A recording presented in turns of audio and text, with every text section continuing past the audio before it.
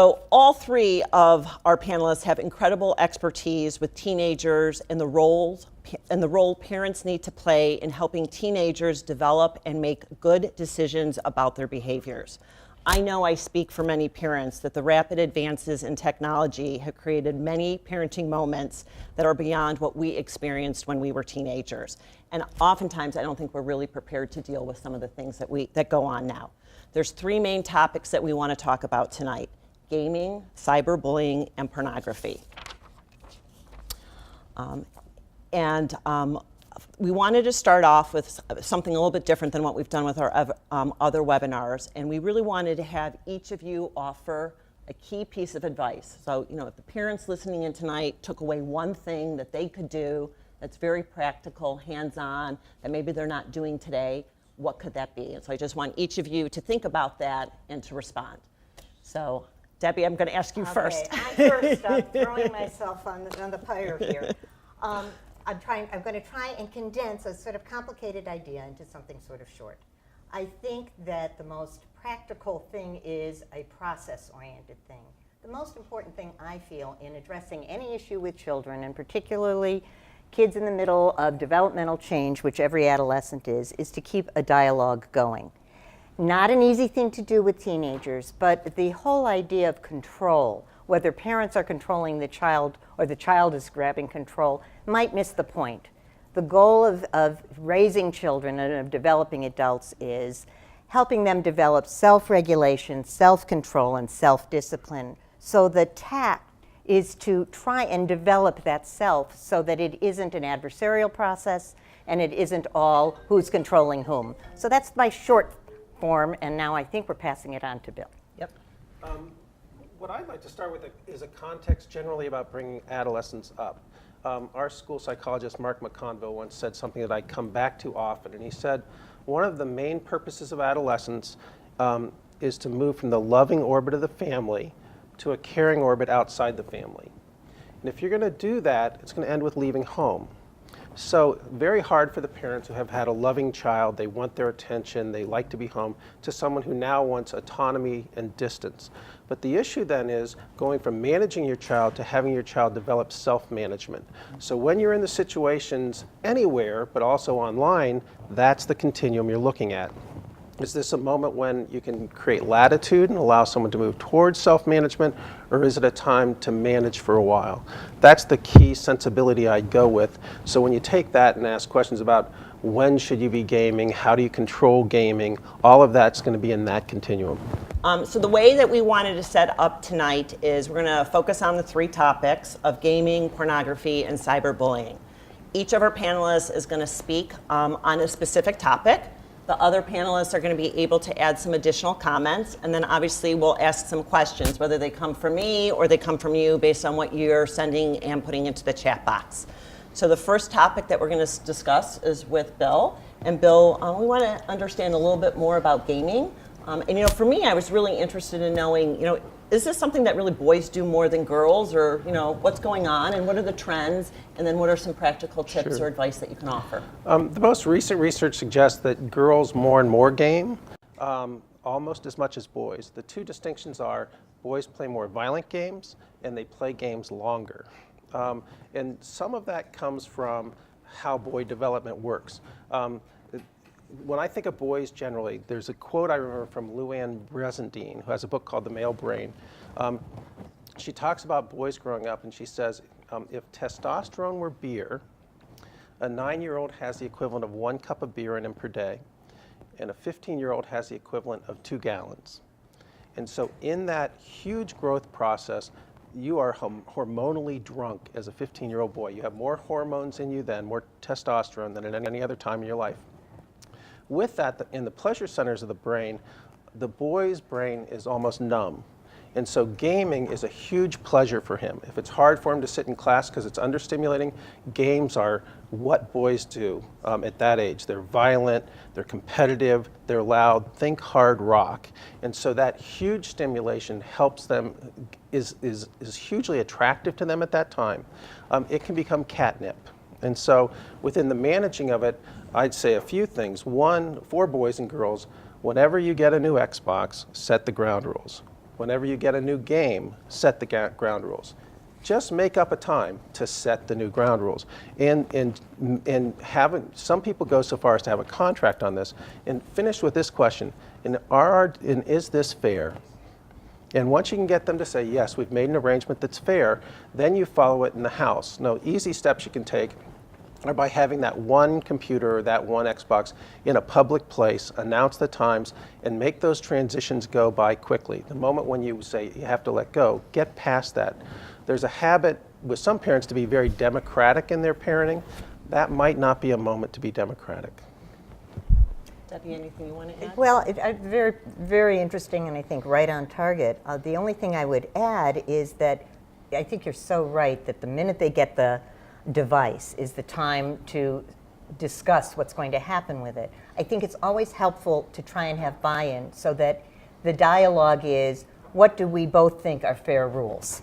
So that when they violate the rules, and they will, you can say, wait a minute, let's go back to what we talked about and why you thought this was a good idea and why you think this is good buy-in, so that it becomes more collaborative.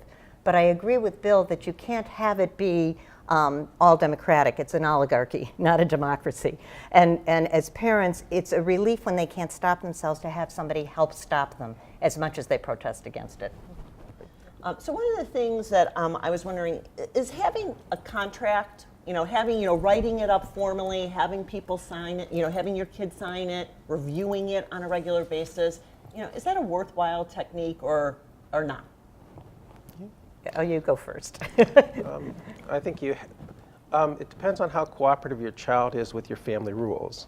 I don't think you want to begin there. You start by saying, is this fair? And after a while, if you have enough arguments so that you don't enjoy each other's company, so it's becoming tense, and then the question is, what can we do to make this more satisfactory for ourselves? Why don't we sit down and write a contract together?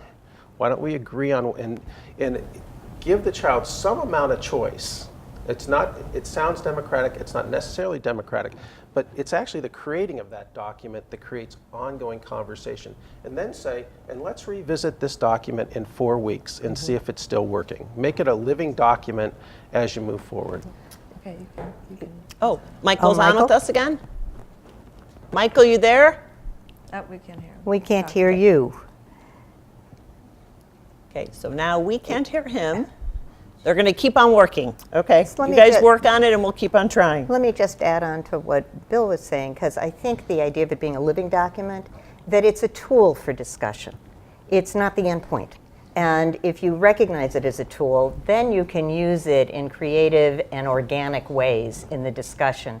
It does objectify the discussion more. It puts it outside of the relationship a little bit, because the relationship can be heated for reasons that Bill was outlining before and that I was talking about. It's a developmental phase where the relationship between adolescent and parent isn't always neutral. And I think the idea of a contract is to try and neutralize it. But I think that the idea of talking about it first and that the contract is a tool to use if it doesn't work in the discussion is a great idea.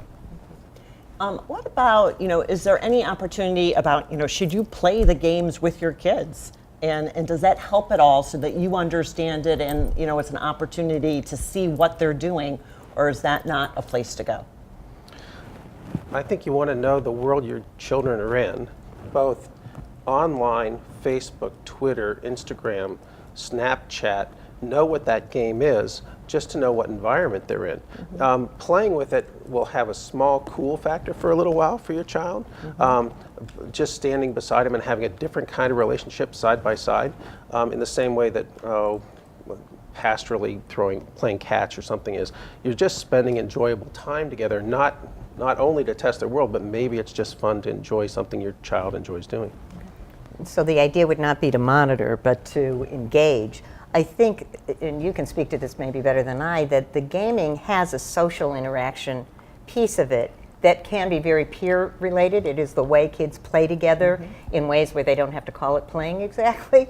So sometimes having a parent in on it sort of takes it away from the peer to something that's too much within the family.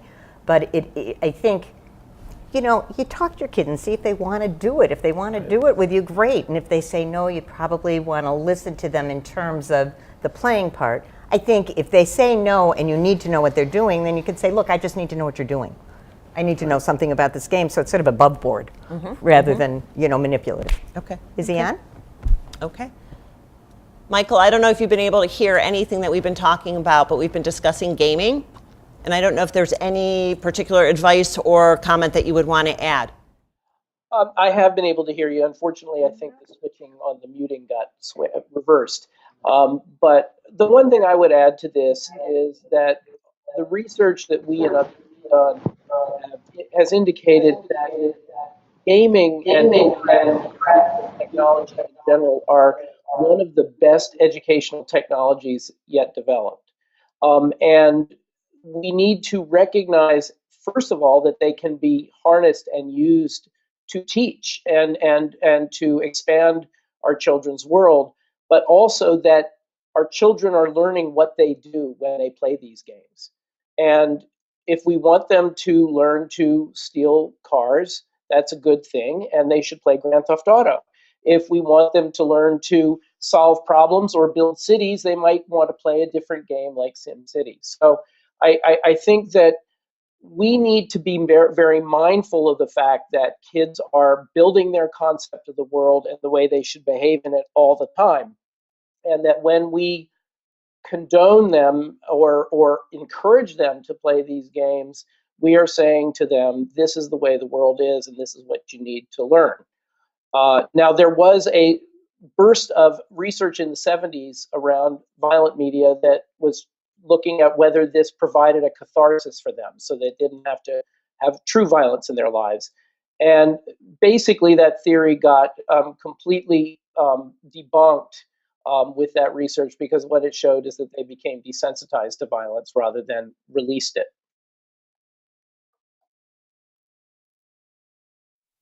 You're picking up in our chat box. Well, Tracy had a good suggestion that she thinks it's a great idea to include the child when you're coming up with the rules, and that when they're away from the game, in the midst of the game, they're in the middle of something that's all-consuming, but when they move away from the game, they can be reasonable and be part of that contract or whatever your family decides to do.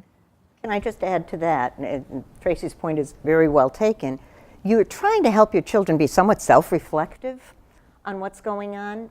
So if you can't talk to them in the middle of the game, just like you can't talk to a kid in the middle of a temper tantrum, when they're not there, they're not there. But when they're available, to have them reflect on what's going on. And that includes when you've made rules and they've broken the rules. You want to get their thought about it. And there's something that adolescents do, which is they hand off a piece of the conflict to the parents and to the grown-up. So you're the yes person and they're the no person, or you're the no person and they're the yes person. What we're really trying to do is hand it back to them so that they have some conflict within themselves so they can decide what they want to do with it. That's where the growth, both mental and emotional, comes in. One last question on gaming. Is it something where they can actually get addicted to it? Like where they need it and they have to play it and it's really part of their day every day? Yes is the answer. One of the things you want to have that do is be reasonable within a balanced life. And so is it starting to influence other parts of your life, your homework, your social life, your sleep? If it starts to be outsized and influence moments that are healthy and interactive elsewhere, that's the time when you want to check on your child, and that's when you might start putting some scaffolding in place for him or her. But yes, you want to watch that. How many hours are they playing? Are they playing in their room? Sometimes you won't allow them in the room, but you have to watch that because it can come out of balance. So I'm going to jump in with what Esther had to say. And she brings up, I think, a point that many parents have to deal with, which is that our kids are playing with kids in other places, and that game never ends. So, that artificial time that you call dinner can erupt into such a problem for that child because they're so immersed in that moment. What do you do? Can I jump in? Absolutely. Michael has something. Such as World of Warcraft, EverQuest, League of Legends, where there are players 24/7 around the world, literally, all on different time zones. I think that I have trouble with the term addiction because it is stigmatizing and it's actually not completely accurate. And it's additionally problematic because the DSM-5, the current Diagnostic and Statistical Manual of Mental Disorders, does not recognize it as a diagnosis. But I am getting 1 to 2 new referrals every week for some variation on internet or gaming addiction. And what it often is that they are self-soothing or self-medicating from an underlying issue of anxiety, depression, social isolation, etc. And I think that one of the things we have to recognize is that this may not be monolithic. That the person who's on porn sites all the time is different than the kids who's on gaming sites all the time, from the person who's on social media all the time. So I think we need to look at it in a non-pejorative way, but in a way that tries to understand exactly what the disruption is in this child's life, how they are disabled by it, and what we can address to really fill that need. And I am a little concerned about this idea of self-reflection, because one of the things that the research is showing us is that increased time in these virtual environments where they are mostly reacting to other things that are going on does not allow them to develop reflective thinking, as well as other pursuits like reading or being out in nature or playing physical sports. And so one of the things that we're starting to see is that capability of self-reflection is not learned or practiced in these environments. I agree. I think the whole point is to get self-reflection, you actually have to remove from that stimulus. But I also would like to contextualize what we're talking about here in the developmental thing, the hormonal wash of adolescence. Behavior has meaning. All behavior is some form of communication. And I think what Michael was saying is understand the idiosyncrasies of your child. What are they trying to communicate? What's going on globally in their life? Not to reduce it to one variable. But one of the characteristics of adolescence is a can't stop feeling. They really do have a hard time regulating themselves.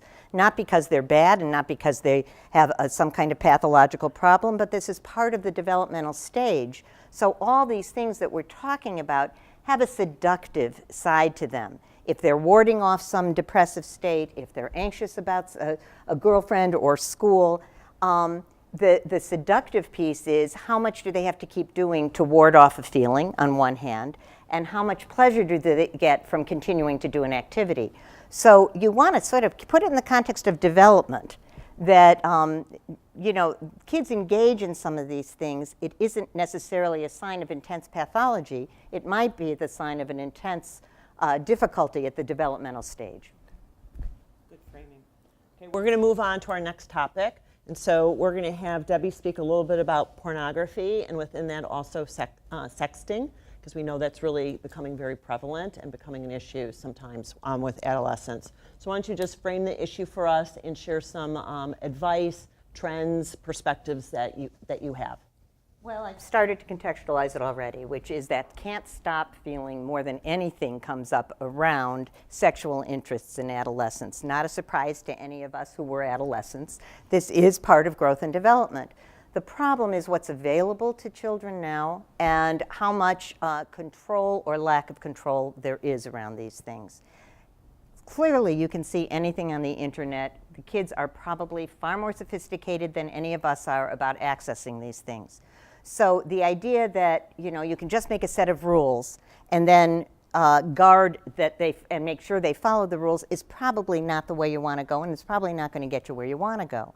I think the idea of pornography, which I think is, it sounds so sleazy and it sounds so bad, it's a very seductive thing for kids because it's secret excitement, and adolescence is full of secret excitement. But I think it's more helpful to certainly help children understand that there are things out there that can be very overwhelming to them, even though they're very curious. So again, I'm talking about a dialogue. that will lead maybe to, rules. Certainly you do want to know what your kids are doing online, all the things that you can read about in all the magazines, but none of it works unless it's in the context of trying to understand who they are and what their interests are. So the conversation that everybody gets curious about these things, that they're not deviant because they're interested in these things, can actually interfere with the drive to go and do those things. Furthermore, the self-reflective piece is, how does it make you feel when you see too much? Now that's a conversation that I think needs to start way before adolescence. You take kids to any Disney movie and there is something way too scary for young kids. It floods the mechanism. So the whole idea of recognizing what the mechanism can stand in your child and what they're exposed to needs to start under 5 all the way through. For those of you that now have adolescents that saw every Disney movie, and we all had those, it's talking about the feeling of having too much and then they need a discharge mechanism. And the discharge mechanism will be all kinds of activities, including maybe searching for porn. So I'm talking about a dialogue. The sexting, I think people want to scare their kids straight and say, you know what, if it gets caught by the school, you're going to get, and listen, knowing what's reality is very important. But in general, scaring kids straight sort of ups the ante at times with kids. You say no, they say how much no, how much no, how much no, and you're off and running. So I think the idea of helping them understand that the kids that sext, and it's always helpful to talk about other kids opposed to them, some kids are interested in this, some kids do that, is to say, what are they trying to have here? Are they running away with impulses? Are they showing something private? What are the consequences? But that it isn't, it ends up not being exciting in a good way. It ends up being exciting in a way that doesn't feel so good. And then again, to put it in the context of what are the consequences in the real world. So that's the context. Michael, I know from our conversation before the webinar that you had some interesting perspectives and thoughts in regards to the pornography and the sexting and what's going on and the trends that are coming. Yes. First of all, I think that we have to be careful not to mix them as the same thing, even though they both have to do with sex. Pornography and sexting are very different activities.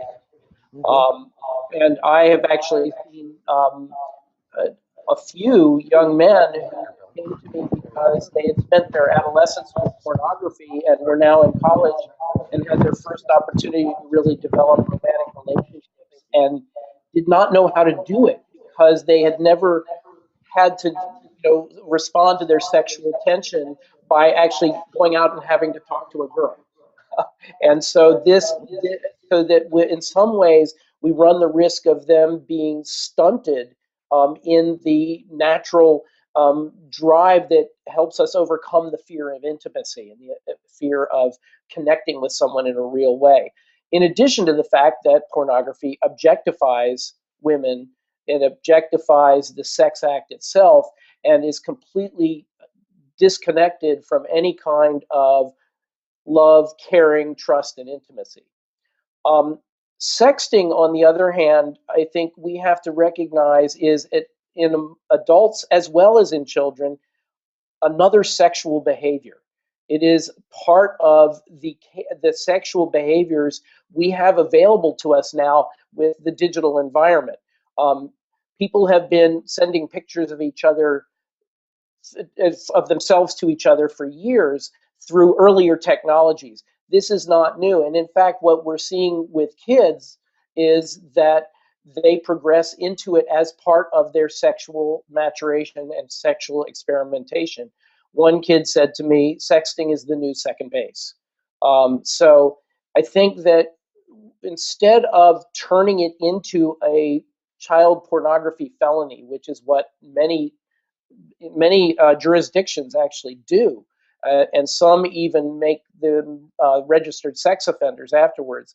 I think we have to understand that this is part of the palette of human sexuality that has now been opened up by the digital capabilities.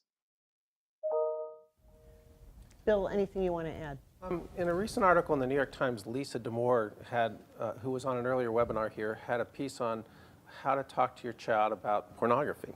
And she said some points that our school says. When you have a sensitive topic with the student, with your child, it helps to be in the car and not looking face to face. And she makes a comic point. It helps to be close to home and say, I'd prefer you not do this because it's loveless, it's dark, it's unrelated to relationships. She also makes the point, you can be stimulated by things you disapprove of. And so if building relationships, having contact and intimacy in relationships, that's where you want to go. You want to build the habits of that and not the objectification we talked about. I think that the idea of talking when they're not looking at you, particularly around personal and embarrassing topics, is a great idea, actually. For them and for us. Yes, and it's very hard once your children actually get their driver's licenses. You actually lose the opportunity. I think the relationship part of this, which both Mike and Bill are speaking to, is so incredibly important. And that means there's a values piece of this in terms of how you see women or how you see men, you know, how you see yourself, whether the part is for the whole. I think part of the problem in sexting is all sexting isn't the same. You know, I've had kids send pornographic pictures of themselves to other people, and it was on the momentary impulse of something breaking through. And I think Michael's point about not having this criminalized is so important, because adolescents are full of impulse control problems. And the kids that were watching pornography in high school that couldn't form relationships until college, they grew out of it. They did develop beyond it. They might have needed help to do it. Many times, though, for kids that are afraid of relationships, this is the draw. So the idea of talking about how to have relationships, what's good about a relationship, and what one should disapprove of and does disapprove of inside them, not just us, them. You know, they do have a moral sense. They do have a sense of what feels right and wrong. Again, is part of the conversation as you're driving in the car and not looking at them. So, you know, one of the things I thought about with this is a lot of the TV shows that I watch on cable, which, you know, are pretty sexually explicit now and, you know, probably could be considered pornography in some sense. I almost feel a little guilty that I'm watching those shows and I'm telling my kids, and some of them are, you know, my children who are 16, 17, 18, not to watch them, or I know they're watching them because they can, and it's very hard for me to, I can say I don't think it's appropriate. But, you know, how do you manage that when you're watching these shows and, you know, even enjoying them in some aspect and you want to see them? You know, how do you manage that? Well, I'll go ahead. Michael, did you want to say something? I think you bring up a really important point, not just around, you know, sexually charged shows, but about virtually all of our behaviors in the digital space. And that is, I often say to parents, kids hear about 1% of what you say, but 100% of what you do. And I think that if we expect them to behave in certain ways, we need to model those behaviors for them, even if it means giving up our salacious bodice rippers, you know, and behave in ways that we want them to move into. Otherwise, we're giving a double standard there. You know, we're telling them it's okay for me, but it's not okay for you. And I think that we have to be very careful about that. Just the way we can't be saying, get off your video game while we're doing the crackberry prayer, you know. So I think we have to bring our own behaviors in line with what we want for our children. Well, and I think being a parent means delaying a lot of gratification in all different kinds of ways. And they certainly take in everything you do. I keep thinking of the, you know, you're telling your children to communicate while you're talking on the cell phone to somebody else. And there's a lot of being in the same room with somebody and not being with somebody. I think, you know, I'm old enough that I remember when TV came into this world and, oh, the worry about how much TV everybody was going to watch. Well, you can't just define it by the activity. You have to define it by the activity you're doing. Watching TV with somebody and discussing the show is great. It's just you can't be discussing shows that you feel are not appropriate for your children. You're giving a mixed message. It's okay, but it's not okay. So there's a lot of boundary keeping that's very important. everyone's familiar with the notion of a devil on one shoulder and an angel on the other. And one is tempting you and one is encouraging you right conduct. There's a Cherokee myth of a wolf that tells you all the things you shouldn't be: envious, petty, mean, salacious. And there's one that tells you who you should be, who leads you to your best self. And in that myth, the boy who's told that story says, well, which one do I listen to? And the answer he's given is the one that you feed. And so just creating habits that have you move towards your best self, or joining communities where you can be your best self, whether that's a sports team, an after-school club. Be involved in something that's going to move you affirmatively with people who are going to encourage you in activities that are good and move you in a community sense towards capable activity, relationships, health. Those are the things you want to move to. So it's not what are we doing online, it's what are we doing globally in our whole lives. What are your kids involved with over a long period of time? And some of the questions are reflecting that. One of the questions, and I'm sorry I don't remember who asked it, was peer pressure. Now, all the kids have this particular game, all the kids are doing this. Well, that's not a new conversation. But what would you say to that? What do you tell your kid? How do you handle it when it is so much a part of their social life and you're left out because your parents said no to that game? Well, there are different ways of defining yourself, aren't there? There's a way of defining yourself by what everybody else is doing so that you can fit in, which usually comes from feeling insecure. And then there are ways of defining yourself by developing some of your own muscle, feeding the right part of it. And I think that the dialogue around peer pressure starts very young and goes all the way through college. And the dialogue, it seems to me, is, being like everybody else isn't going to make you feel who you are. And just because everybody else is doing it doesn't mean you should do it, is that old line from the 1950s.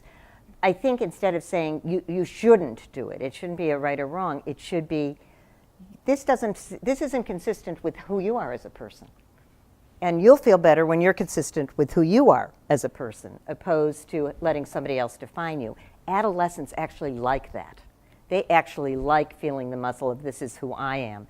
Kids also, even in adolescence, like it if it comes from the right way, not in a pejorative way, but in a supportive way, saying, in our family, that isn't how we operate, particularly around value systems. Everybody is leaving out this kid because, in our family, we're not unkind. And that's a community that they really do feel connected to more than the peers deep inside of them. Robert Evans in the book Family Matters says that good families have three things. The first is nurturing, and it's just, I love you, Mr. Rogers. I love you just the way you are. You don't have to do anything, I just love you. The second is structure, which is, here we do this. On Saturday we go to temple. On Sunday we go to church. We eat as a family. We do this. And the last is latitude, and that's that management to self-management. And in the second one on structure, you can give your child an out on a sleepover by saying, you can call me and say, I did not allow you to do this anymore. You can be the out and the hard guy so that the child can be in the peer group and not look silly or not up to snuff by saying, my parents won't allow me to do this. I'm not going to take this risk. I need to leave this situation. The other is finding peer groups that are affirmative, again, back to teams or activities that you're going to find. I know I use that a lot with my children to say, call us, and we would know what they were communicating, and we would come and get them or whatever, take them out of the situation without embarrassing them. I think it's a really good technique and tool. Okay. Another thing to do that is really consistent with adolescent development is that they are moving in this stage of life from a child who is both nurtured and protected and restricted in some ways or ordered by parents to an autonomous adult. And they are making this very difficult passage.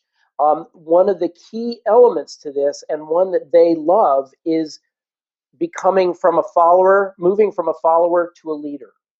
And one of the best ways to be a leader is not to follow what everybody else is doing, but to strike out on your own path. And if you can frame it that way, rather than saying, don't do this, we don't do this, you shouldn't do this, but to say, why don't you show a different path? Why don't you march to the beat of the different drummer? Because that's the kind of thing that's going to get you in leadership positions to get into college and to, strike out into the world. I'd like to say something that's actually addressing all of you parents, of what it feels like to be the parent of an adolescent. And particularly when you read all the media and you hear all the terrible things that are going on, you get very scared. And I think to remember that adolescence has been a developmental phase since humankind has begun, and parents haven't known exactly what to do. You know, becoming a parent, you're not handed a handbook right when they're born. So a lot of this is sort of trial and error, knowing your own kid, but I think being too scared is not going to be helpful to you. Kids are going to make mistakes, and if they don't make mistakes, they're not going to learn anything. We're trying to keep the mistakes within a range, you know, so that it's not such a terrible mistake that it follows them for their life or that it's traumatic. But and I think Michael's word of latitude, or was it Bill's word of latitude, comes to mind, where there needs to be room for them to find out who they are. And one way they find out who they are is being somebody that they actually end up not liking so much. Who they are as an adolescent is not a predictor of who they're going to be as an adult. And that is the hardest thing. They sound reasonable. They talk like we do. They do activities. They can drive. They can read. They can argue us to death. But that isn't necessarily how they're going to turn out as adults. And if you all remember your own adolescence and some of the things you did, you might realize that you're actually not the same way you were when you were 16. So to sort of calm down the parental anxiety which we all feel, just remember it is a journey, and they are going to fall down. It's what they decide when they get up that matters.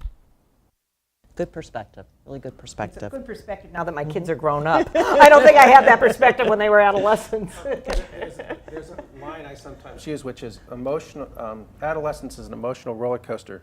Please don't get in the car with your child. That's great. Stand at the side and with a mature perspective, watch what's going on. That's good. All right, so we're going to move on to our last topic, which is cyberbullying. And we're going to ask Michael to actually share some of his thoughts, perspective, trends, and information on cyberbullying. And one thing I really would like, Michael, is a formal definition. You know, what constitutes cyberbullying? What are the ingredients that make it cyberbullying? Cyberbullying is, by definition, the use of digital media to threaten, harass, slander, coerce, or ostracize others. It's using email, texting, Instagram postings, videos, etc., to embarrass, to lessen. And as with traditional bullying, it is the systematic violence or threat of violence toward a perceived weaker person. Now, there are some interesting differences between cyberbullying and bullying as we traditionally know it. The first being that bullying is the systematic hurting of a weaker person by a stronger person. So it was the big kid who gave wedgies to the little kid in the playground. It was the cool girls being mean to the uncool girls and ostracizing them. Online, that power differential is less clear. And so one of the interesting things that is different about cyberbullying is that we have a huge overlap between victims and bullies. It is not as clear a role, and there is the rise of what we're calling the victim bully, the person who is victimized and turns around and victimizes others, or even the same people who victimize them by taking on a different persona online. The prevalence of this is widely variable depending on the definition. If you talk to young people, they will say, oh, a lot of it is just drama, teen drama. The problem with that is that it is just drama until one person gets hurt by it. And because they have this lack of impulse control, that hurt can end up with really tragic circumstances, up to and including suicide. So I think that we have to realize that their concept of what is okay, what is teasing, what is drama, and what we think is okay between kids may vary a lot. In our conversation, nobody has brought up, something so serious in regards to the life of a child. And so is this really just focused on cyberbullying, or does, the risk to their safety and their health and, actually going so far to kill themselves. Does it reach into any of the other topics that we've spoken about, or is it limited or really focused on this issue with cyberbullying? I think that the more generalized application of this is that two of the most dangerous states for any human being, but particularly adolescents, are humiliation and helplessness.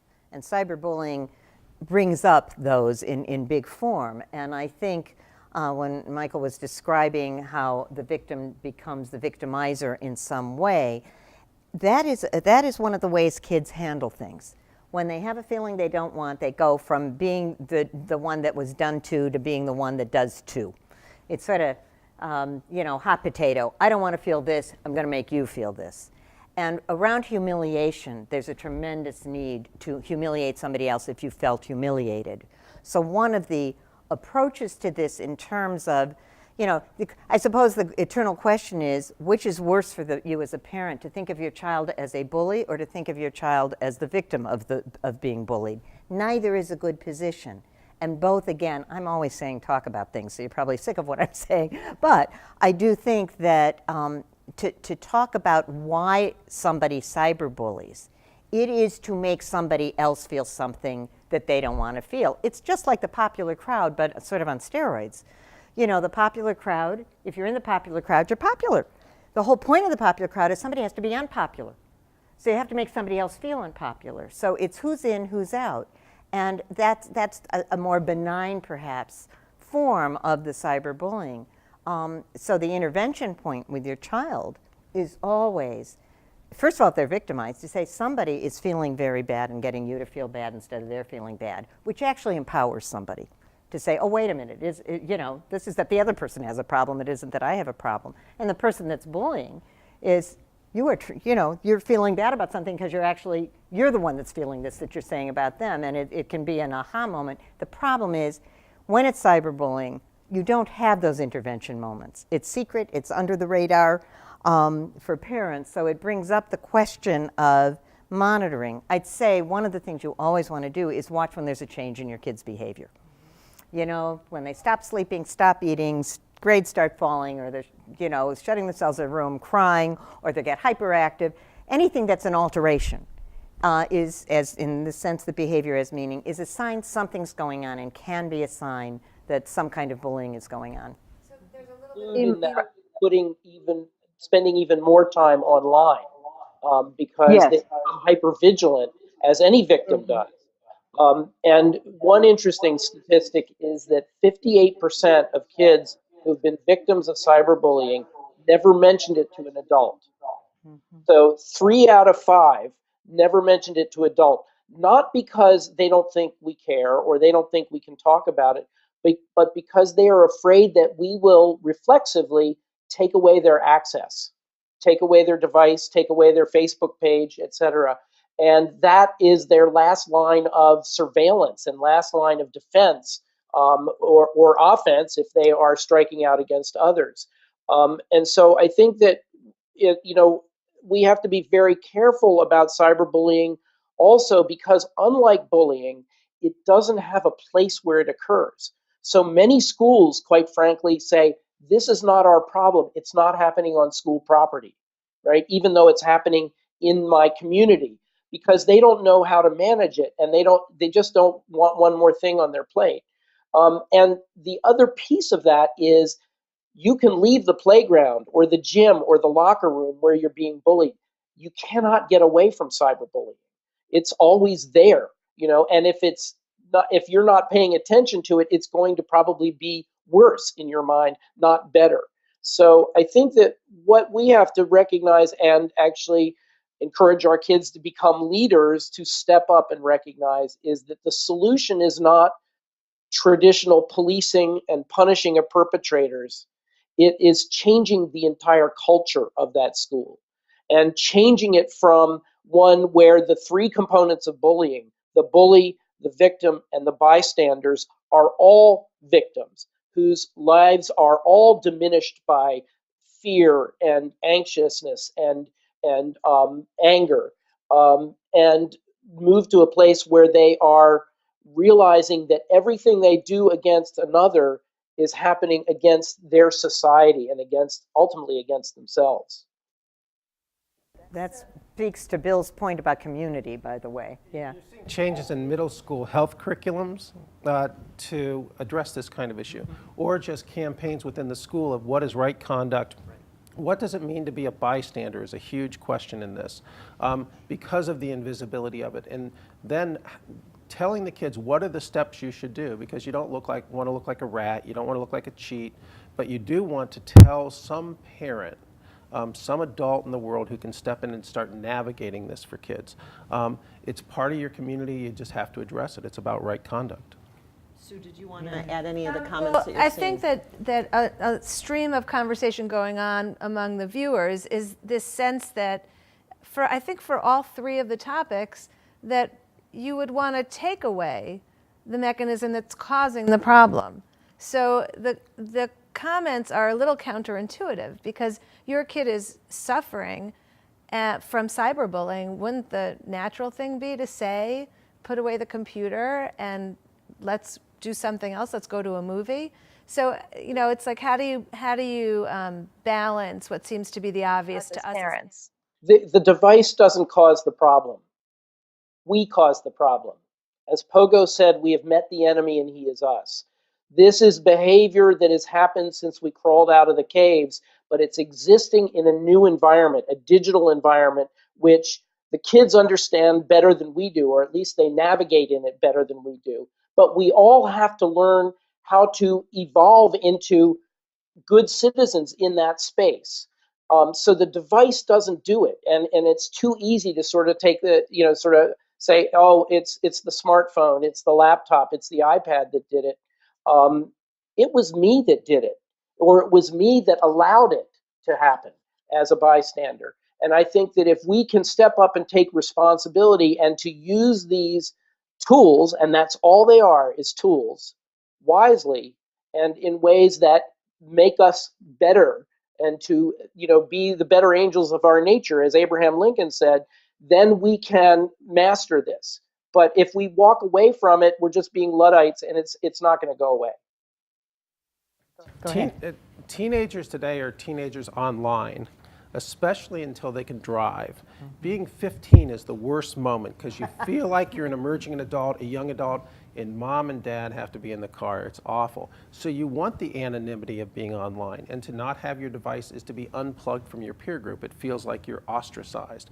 So talking about how to manage it well, like managing a car, because once you get to that, what are the hours, who can be in the car with you, when do you go? That's the hard part of parenting, about how much trust, how much structure do you put in. Being present for your child so that you see the changes in personality, sleep, friendships, those are what make being the parent of an adolescent just hard. I think the comments are saying, what really are the practical hands-on things to do? And it's very complicated to answer that because there isn't just one thing to do and there's a lot not to do. I'd say that if, to unplug, when Michael said the problem isn't the device, it's the culture, it's the what's happening piece of it. I think it's, again, the dialogue piece with your child. If they're having to be hypervigilant to see, is somebody talking about me now online? I have to look. I'm only going to feel good if they're not, and I'm going to feel terrible if they are. And there's that sort of can't stop, need to know thing. I think there, if the parent can know what's going on, they can help a kid feel a little more contained about it, saying, look, this isn't making you feel good. I'm not telling you not to look, but let's look together. Let's talk about what's going on. Where you get to be part of the process, that'll make you feel better. But I think the solution to this is not just a behavioral intervention solution. The solution about this is an approach. There's a wonderful program, Facing History, Facing Ourselves. They talk about people being upstanders rather than bystanders. And that has a tremendous appeal to the better side of our nature. But it provides a community for doing that, and it provides a historical context for people that do it. Adolescents love to identify with something that isn't their parents necessarily in a way that they know it is, something outside of them, something bigger than them. And if you can put in the moral piece of it without it being moralistic, they really can respond incredibly well to it. So you're not helpless if you'd have this be a long-term approach. I think you want to end up unplugging the computer because it makes you feel like you're doing something and you're active opposed to being helpless. So it's sort of redefining how your activity looks with your kid, and it's a longer-term adventure. So what I thought we could do is just try to wrap up and have maybe each of you, we've spoken about a lot of really serious topics. Again, I want people to be able to walk away with some practical things, and we've had a lot of it interwoven. You started offering some advice at the very beginning, and I want to ask you again to offer, what's that piece of advice based on what we've spoken about, some of the comments that you've heard, our discussion, that again you would want to reinforce or add to the parents and the things that they can do and add to their toolkit. First. Debbie, you can go. I get to go first. Ladies first. Okay. I think two concepts to take away. One is the relationship with your child, that the relationship is what's going to carry you through. Knowing your child, even when in adolescence they seem like they don't know themselves, they're secret from themselves and they're secret from us, they still need you and you're still in a relationship with them, even if it has a different form. And I think that the other piece that's helpful for the parent is to somehow contain your own anxiety, so that whatever you're doing with your child is actually something you're prepared to do, that they're prepared for, that it's not coming from a dark place. It's actually coming from the more teaching parental place. Bill? Our former Dean of Students, Margie Mason, used to say, it's a parent's job to put yourself out of business. That Become obsolete. You need to become obsolete. You want to see your adolescent as an emerging adult, and you're helping him or her develop the habits of mind, habits and attitudes to move forward in that way. What's hard is adolescents want you to leave them alone. They want autonomy, and so they are rude, mean, snipey, and you simply have to let it go by. The notion is, you're out of control when they throw you a fastball and you say, you think that was fast? Watch this. And then you need to bring in the other spouse to take over for a little while. There's turbulence, but it's moving towards adulthood, and just have faith in them. Okay. They don't have faith in their future self. You do, and you do need to. Okay. Michael, what would you add? Well, I completely agree with the idea that we have to put our emotion aside and remember, what we want for our children, and to have the long view of them. And also to remember that parenting is an art, not a science, and we are going to make mistakes, and we need to forgive ourselves for those mistakes and move on, and not get caught up in the emotion directed toward ourselves for saying the wrong thing or doing the wrong thing. When it comes to, the digital world and the digital devices, I think we have to remember that these are tools. And these are tools to be introduced, as you were saying, with the video gaming before my mic was turned on, that you introduce to the kids and you negotiate exactly how they're going to be used, for what they're going to be used, what those limits should be that you set with them. I completely agree with that. And you do it before you engage on it. Just like when you negotiate for a job, you negotiate with your kid for this new stage. And you also negotiate what the consequences are when one of those rules gets overstepped. And remember that they are tools to introduce them to the child when the child actually needs the tools to do something, not because everybody else has them. And to be used in directed, mindful ways with an eye on the outcome of interest, how we want to come out on the other side of it. And also to recognize that you use them when you need them and you turn them off and do other things, because ultimately what we owe our children more than anything is a rich and diverse menu of experience. Great. Thank you. You guys were just incredible tonight. I really enjoyed and was really honored to be part of the discussion tonight. It was wonderful. So I want to also thank Verizon for presenting your Teen Technology Series. We're really grateful to them for their commitment to educating parents and teams and teens, and their commitment to safeguarding our families. And again, I want to remind everyone, on the Verizon website, they have wonderful parent tools that you should access, that you should look at. Also, take advantage of Michael's website. It's wonderful. I looked at it today, and it's terrific. And lastly, I just want to ask you to plan on joining us for the 4th webinar, which is going to take place on December 11th at 9 p.m. Eastern Time. And we're going to be discussing the role of technology in the college admissions process. So thanks, everyone. Have a wonderful Thanksgiving holiday. See you next time. Do you wish your son was studying rather than playing on his phone? Answer, My Verizon. You're in control with Verizon Family Base. You can set limits on purchases, usage time, and even lock down their device on demand. That's powerful. Sign in or register at vzw.com/myverizon.